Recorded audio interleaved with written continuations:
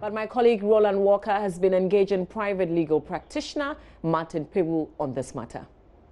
So we witnessed the violence by the students as they were demonstrating, well, based on their own effects of the brutality meted out to their colleagues as they demonstrated earlier before the close of the weekend. Well, subsequently, we also saw destruction to property and some injuries also recorded.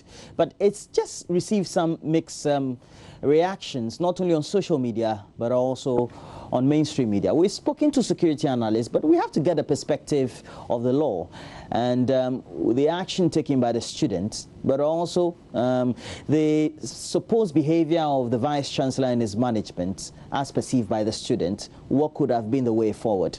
We're speaking to Martin Pebu. Martin Pebu is a legal practitioner. Usually will help us on great legal analysis right here on the AM show. Good morning to you, Martin. How are you? Good morning. I'm very well. Yeah, good. And today we're here at your law firm, and we're happy for that. But look, you have seen the pictures, you have followed the live reports, and there's a certain precipitating factor, we're told. On the point of the law, where should the students have begun if they noticed that perhaps they had grievances with the way the management of the school were administering them in the first place, and also perhaps they had certain sentiments about the way the management of the school were behaving towards them? Okay. Oh, definitely. In matters like this, usually is their leadership, that's the SRC, that would stand up and engage management in respect of those matters.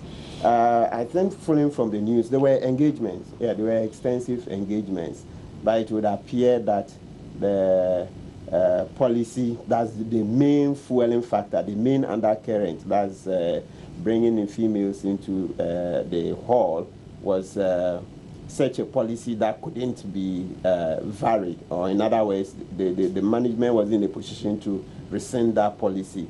So it would appear that the engagements and all those ones didn't work. I think even at a point in time, they went to court. That's the alumni. The alumni went to court, but the application for injunction was thrown out. So when matters came to a head, eventually we got this. But we know the appointing authority for Vice Chancellor is the President.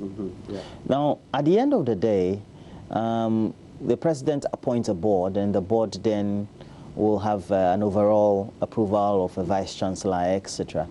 At what point do we have to say that perhaps if the student had grievances, they could have consulted or addressed those grievances to the appointing authority? Oh, definitely, considering that this was a very big policy. As I stated earlier, it would appear that the main undercurrent is the introduction of females into the halls of residence, into Katanga, right? So, definitely, that dialogue, engagement was the way to go. And it doesn't appear that they shied away from it. What rather has been the problem is that because the students weren't satisfied with the outcome, that is to say, because management didn't rescind the decision to introduce females into those halls. That is what eventually has led to this. So, at least, as far as I'm aware, reading the newspapers and the rest, following various news channels, including yours, it was laid bare that they had attempted to get management to rescind the decision. And when management didn't rescind, then I think eventually it came to this. Yes. Before yesterday, so there was an earlier protest the last week, I think before the close of the weekend. Okay. That's when a student was said to have been brutalized by a security of the Kwame Nkrumah University of Science and Technology. That seemed to have incensed the students. Perhaps when it comes to the subject of a private security on campus, being given the authority to mete out whatever it is by way of punishment or any kind of action that will be deterrent to protesting students. What does the law say with that, as far as that is concerned? Okay, yeah, this calls into play a number of different laws. So this is how we start. You see, basically, when a person sees a crime being committed, okay, And this would have prejudice to the facts of the case, because I'm sure the videos you've seen and all those may not represent everything. So as you rightly asked, what is the law? So we are only discussing law, and I'm eager to repeat so that it will not be taken as if we've seen everything, we are aware of everything. No, we are only discussing the legal aspect. Maybe there are certain facts that we are not aware of. Good. So having laid that caveat, this is it. In law, if you see a crime being committed, you don't need to be a policeman to be able to intervene to stop it. No. As citizens, citizens have powers of arrest and to use some force in effecting the arrest. In the same way, as citizens, if you see a crime being committed, you can cause some harm in order to the person committing the offense in order to stop him. You see it? So these powers are given to all citizens, irrespective of the citizen being a policeman or security. Okay, so that's how come as ordinary people, if we find we catch a thief stealing or very credible evidence that is stolen, we arrest and take the person to the police station. Okay, so the thing is that it's not as if by employing private security the university has committed a crime. No, no, the university has a right, and also even most especially in the context of the university, there's an act of parliament, so it's a public institution, and they have the right to have guards to preserve peace and order. You see, yes. So the mere appointment of the private security to come and help the university keep peace and order is no crime at all, but rather it's in how the duties are carried out. And that is where you and I are handicapped in terms of, yes, we may have seen some videos, but we may not have seen everything, so we'll be careful. So the private security in using force against the students, as I've said, it can only be justified if the security can show that at the time they used that force, the students were committing a crime. You see, yes. So in the Criminal Offences Act, that's popular, it used to be called Criminal Code, but now we've removed the word Criminal Code, okay? Criminal Offences Act. There is provision for a private citizen to use force if he sees a crime being committed. And there's also provision that if a person is given authority to keep peace and order, so you see another layer of protection for the private security. So first of all, the private security are citizens, okay? Then the second layer of protection to them is that once they've been authorized by the university to keep peace and order, okay, also is provided in the Criminal Offences Act. We are looking at from section 30 to 45, okay? Yes, those are the provisions. So 35 thereabout talks about a person who is authorized officially to keep peace and order. So I'm saying that the private security, first of all, is a citizen. Then secondly, if he's authorized, that's why come they've been employed to keep peace and order. But please, as we're saying, the crux is that at the time of using the force, what was happening? And that is where we may be a bit handicapped. You cannot use excessive force. So let's say if the person is merely demonstrating and passing, then you have no right to use force because he would pass anyway. So it's only when he's causing an offense. So maybe he's actually breaking glasses, breaking windows, doing something actually in the act of committing an offense or almost about to, then you can use the force. Well, so now that action has been committed, and we saw the effects and the sentiment that it aroused among the student body, and subsequently they went on a demonstration. They may have asked permission or not asked permission, but subsequently it took place. But then there was vandalism. In acts that are committed, who commits the act? Is it the group or the individuals in the group?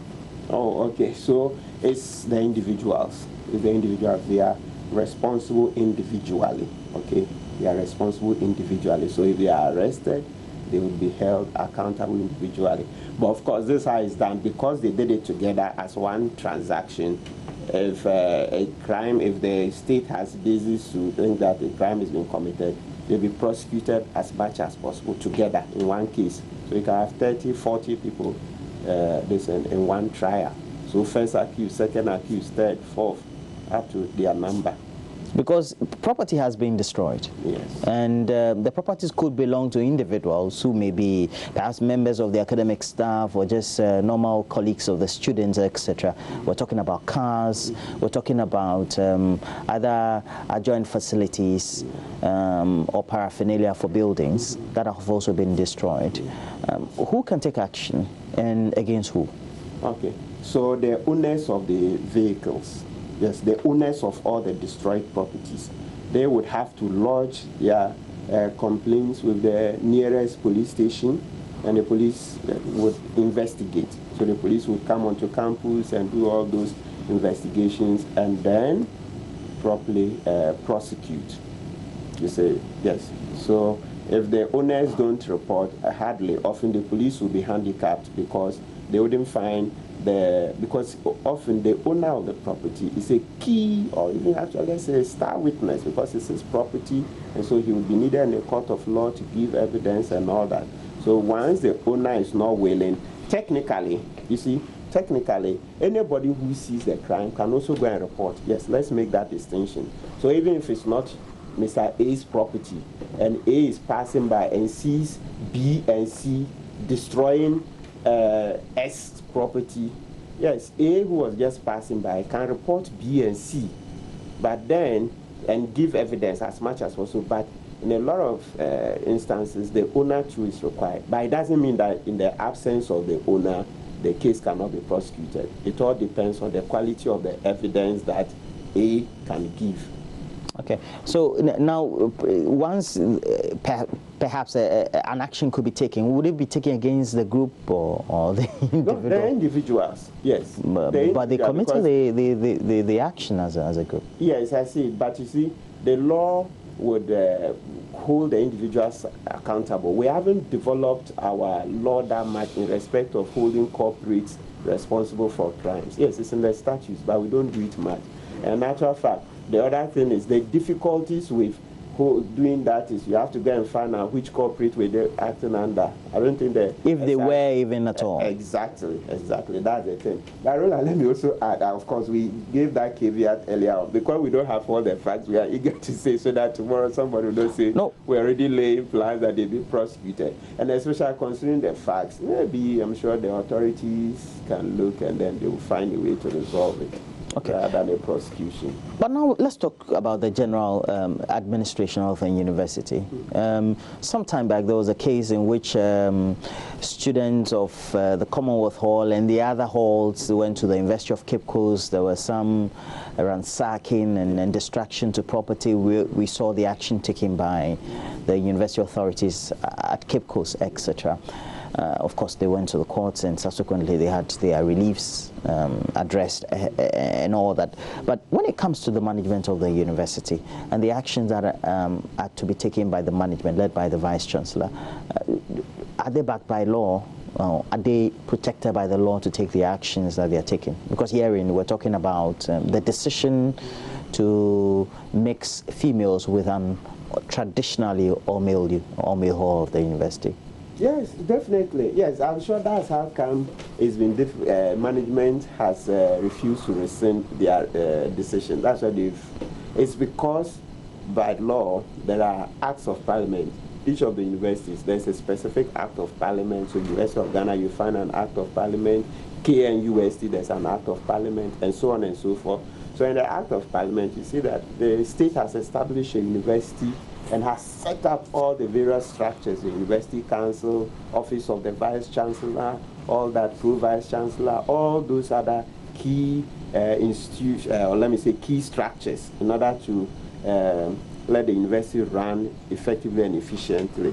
So those are there, and within those powers, they can take decisions that will make sure that the university runs smoothly. So if in the past there's been great concern about the way some male students have behaved in some halls, definitely it's within the university's power to take decisions to resolve those. So by introducing females, then they seek to neutralize the so-called rowdy behavior and other bad conduct that is exhibited. Yes, so it's one that it's within the university's power to do. But also, you've seen that alumni and the students themselves also are key stakeholders. So you see that this one has become a question of who has more force. You see, within the body of the society. Exactly. That the university belongs to. Exactly. And it looks like the overwhelming majority of opinion seem to think and conclude that the traditional halls where the males should not have been mixed with the females. That is difficult, you know. Yes, as you say, you are into TV and radio, so you sample the opinions. Yes, so once there's a majority of the opinion, you know, sometimes some of these things, it's not everything that you want your opinion out there, especially as tensions are high. So once your surveys show that majority of the people are against it, okay. Yes. Yes. Typical lawyers, you've rebuffed it. I'm the one who speculates. No. Okay. But oh, you said it's through the opinions and those things. Yeah, true. We've heard it. True. Even when the matter came out yesterday, so far, very influential people, key opinion leaders, you can see from everything that they are not happy. Yes, so I'm just saying that is it. That is what is going on. But we're here because perhaps maybe the security apparatus should have picked up intel. Within the law, are they bound to pick up intel at any point in time? Does any regulation at all give them that impetus for them to do so? And if it's not done, could anybody be held liable for it? Yes, oh, definitely. That's why we have the Securities and Intelligence Act.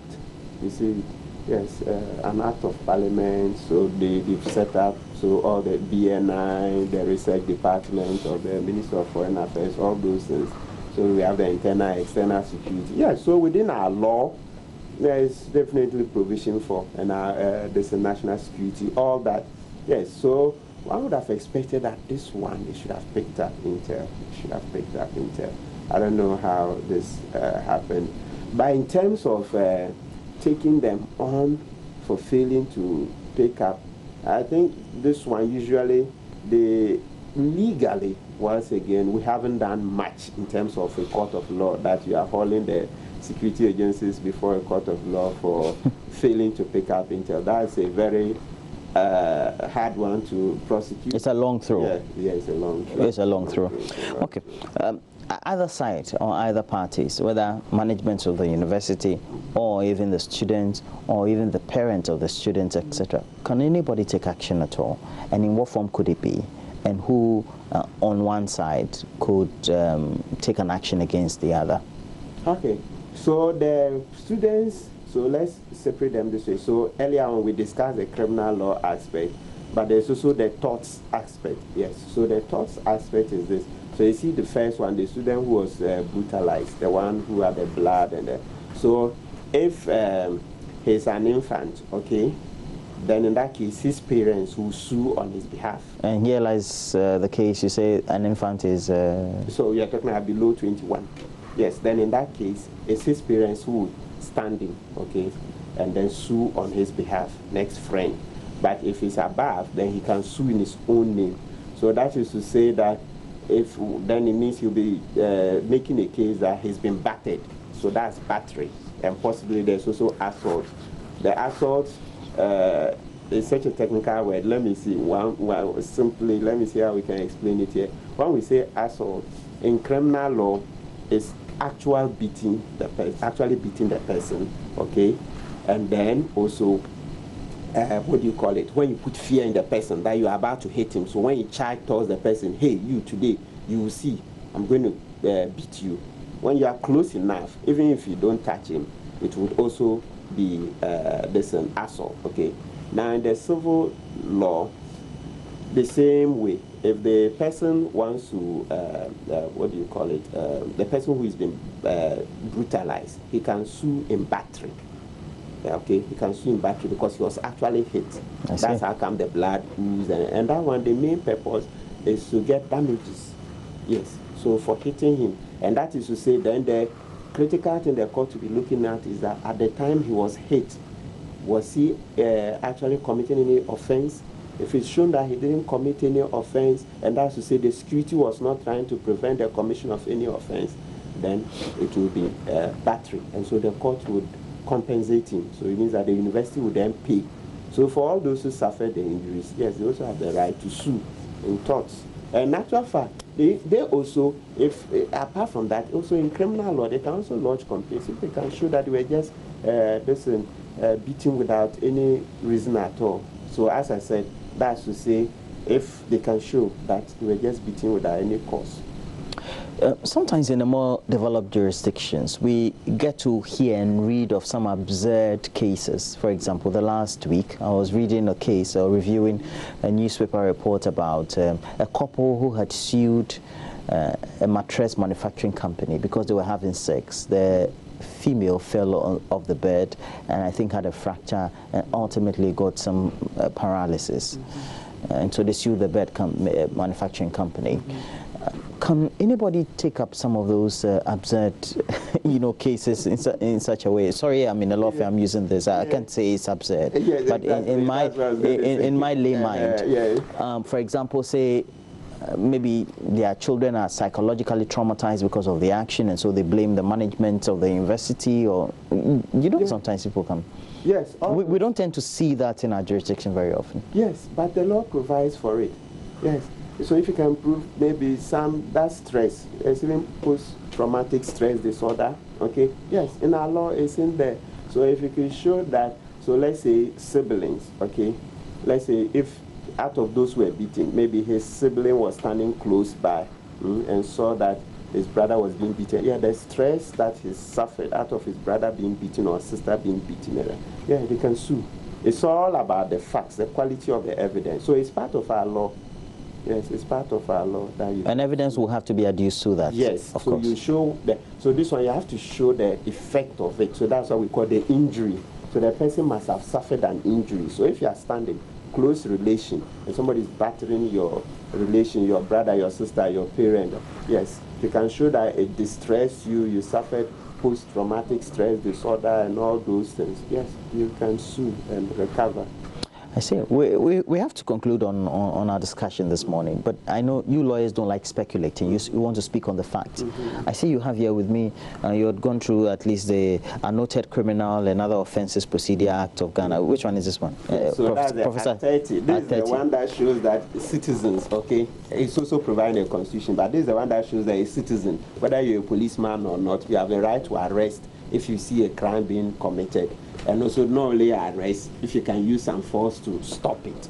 Yes, and earlier on, there's the Act 29. I see. That's why I was saying that. So it's a defense if you can show that the force that you... And there are various cases in it as well. Yes. So go to Section 30. Just Section 30. Yes, so you see use of force. Section 30. Yeah. I need to go to law faculty so that I can learn how to open sections very well. Yes. Section 30, right? Yes. At least I hope that I'll be right. I'm somewhere close.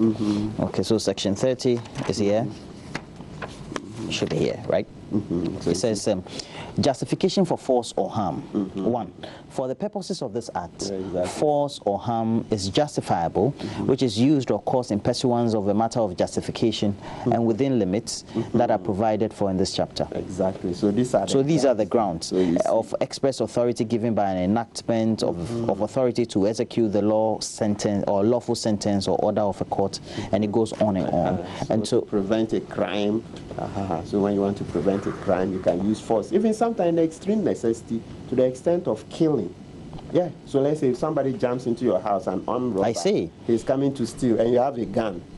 So, for example, we have it here. It says on the grounds on which force or harm is justified, and it says force may be justified in the case and in manner and subject to the conditions provided for in this chapter on the grounds. And I go to, for example, it says of an authority to correct a child, servant, or other similar.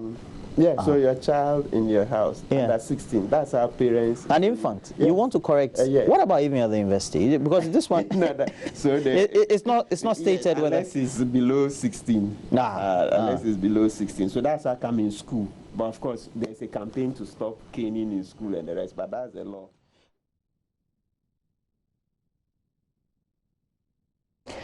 Private legal practitioner Mr. Martin Pebu in that conversation with Roland Walker. When we come back, we'll have business and we'll give you the latest updates on the ongoing two-day Ghana-UK summit in the United Kingdom.